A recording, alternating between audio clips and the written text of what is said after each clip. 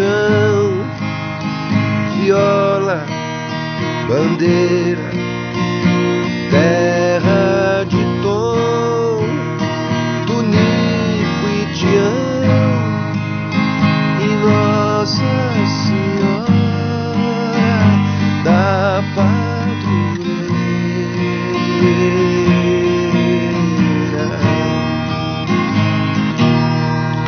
Comecei cantando essa canção porque ela, num determinado momento, ela fala de 3 grandes músicos brasileiros, inclusive que nos deixaram ano passado, em 94.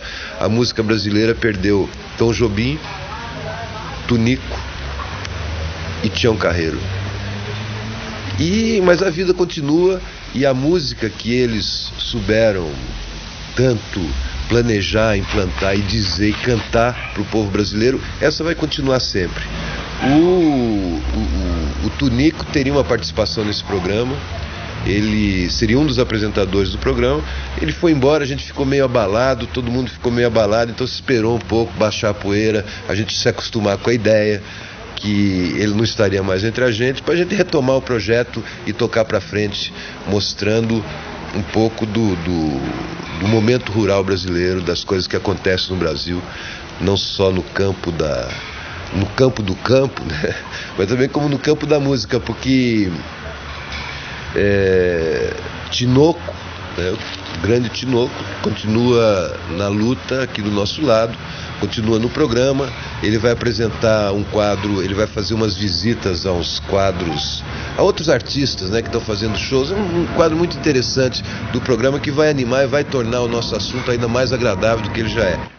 Eu nasci naquela serra, num ranchinho beira-chão, tudo cheio de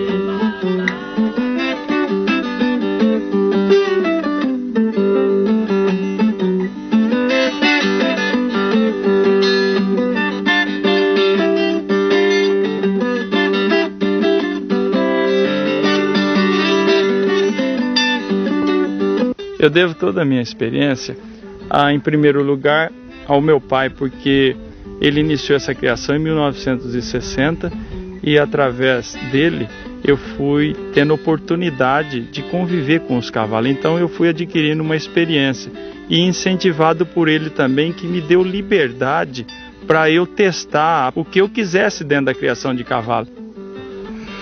Ô Tinoco, estamos aqui em Novo Horizonte, na fazenda Fazendinha, e vamos falar da criação do manga larga. Adaldinho, como surgiu essa sua paixão pelo manga larga? Bom, esta paixão pelo manga larga eu acho que surgiu desde o dia que eu nasci, porque quando eu nasci o meu pai me deu uma égua de presente, e à medida que eu fui crescendo, eu fui observando a criação, fui observando o dia a dia da fazenda, os peões trabalhando com gado, e fui cada vez mais me interessando pela criação, achando muito bonito, e eu sempre tive assim um amor interno pelos cavalos.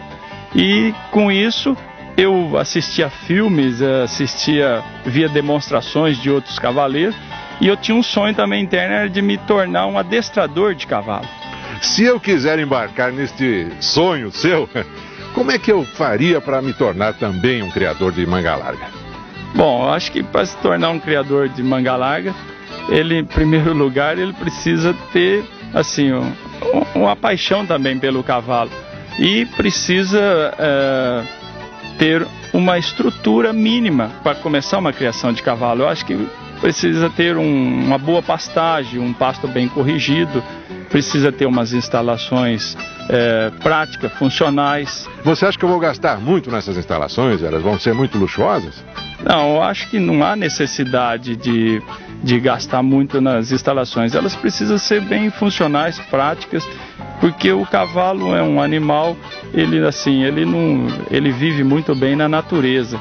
Agora, as instalações são para você, na hora de dar um arracionamento, para a hora de você for fazer uma higiene nele, cortar as crinas, cortar os cascos. Então você requer uma instalação.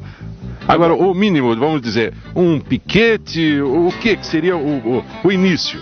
Não, o início eu acho que precisa ter um piquete com solo corrigido e uma pastagem farta. E para a escolha dos primeiros animais, Adaldinho, como é que eu vou fazer? Como é que eu vou comprar os primeiros animais? Bom, a escolha dos primeiros animais, eu acho que se a pessoa não tiver uma prática, assim, um conhecimento de animais, ele deve requisitar um técnico, certo? Para poder dar uma orientação para ele escolher um bom animal. E na escolha do animal, eu acho que a pessoa precisa escolher um animal de uma boa carga genética e um animal que possui uma boa conformação, um fenotipo bonito. Quanto ao manejo, como é que se faz o manejo desses animais? Não, o manejo dos animais, eles são por etapas, porque numa criação de cavalo, desde o nascimento, desde a desmama de um potro, tem a recria do potro, tem a fase que o potro requer ser adestrado, amansado, que é aos 3 anos no cavalo manga larga, e depois tem o manejo das éguas quando estão em gestação, o manejo das éguas que estão em cobertura, que vão ser cruzadas com os garanhões. Então isso é uma série de pontos que a gente precisa observar no manejo. E devemos tomar cuidado para poder fazer um manejo simples, porque o animal ele que vem da natureza. Então, às vezes a gente pensa que sofisticando alguma etapa dessa, nós estamos contribuindo para o sucesso e às vezes nós estamos dificultando o sucesso. E quanto à maneira de conhecer o animal, ele tem uma psicologia, como é que se faz para saber se o animal está sendo bem criado? Não, aí basta a gente observar o dia a dia, se o animal está se alimentando bem, se ele está com o pelo bonito, se ele está bem nutrido, se ele está um cavalo assim com bom desenvolvimento. A gente, com o dia a dia, a gente vai observando o cavalo na criação. O manga larga é um cavalo frágil ou ele é resistente, ele é de trabalho? Não, o manga larga é um cavalo até muito resistente, é um cavalo de trabalho, é um cavalo que foi selecionado, desenvolvido para o trabalho. E a gente tem prova desta rusticidade do manga larga? Podemos comprovar através da resistência que o Urutau de GNH demonstrou durante uma viagem de 8.500 quilômetros que ele fez através da América, passando por 6 países. Ele saiu de Novo Horizonte, foi até Assunção, no Paraguai, atravessou a Argentina, subiu a Cordilheira dos Andes, foi uma altitude de 5.000 metros, passou pelo deserto de Atacama, no Chile, que é considerado o deserto mais árido do mundo, que durante o dia é 45 graus acima de zero e durante a noite 20 graus. Então uma mudança de temperatura que oscilava muito do dia para a noite. E também atravessou Peru, foi até o Oceano Pacífico, voltou através da Bolívia, passando em La Paz, na Cordilheira também, retornou a Novo Horizonte pelo Pantanal. Então essa viagem foi uma prova muito concreta da resistência do manga larga de GNH. E ele está aí vivinho, tranquilo, forte, saudável? Está tranquilo, forte, saudável. O manga larga é um cavalo inteligente? Sem dúvida, eu acho o cavalo manga larga é um cavalo muito inteligente, é um cavalo que assimila muito fácil as coisas que nós ensinamos a ele, é um cavalo que tem uma personalidade muito forte, então ele requer um treinamento assim bem suave, não devemos assim maltratá-lo, nós devemos transmitir para ele com tranquilidade, porque ele é um cavalo tão inteligente e uma boa personalidade que se nós errarmos a maneira de transmitir a ele, nós poderemos não ter tanto sucesso. É isso aí, Tinoco. Se você quiser sonhar também, está à disposição. Sonhe e você chegará lá. Nessa viola eu canto e gemo de verdade. Cada toada representa uma saudade.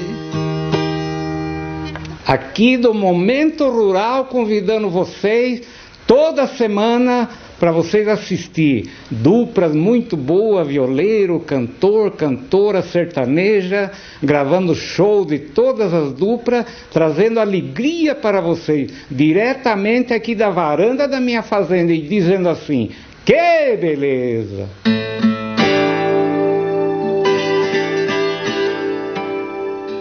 Uma ideia, um pensamento otimista, postos em execução com entusiasmo, coragem, perseverança e força, conduzem sempre à vitória. Momento Rural.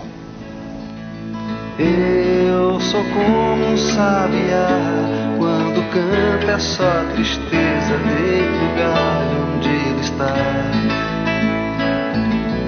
Eu sou como um sabiá, quando canta é só tristeza desde o galho onde ele está.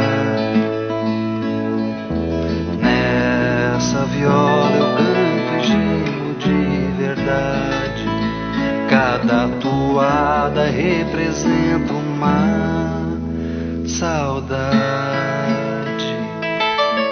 Eu nasci naquela serra, num ranchinho beira-chão, todo cheio de buraco, onde a lua faz clarão. Quando chega a madrugada, lá da mata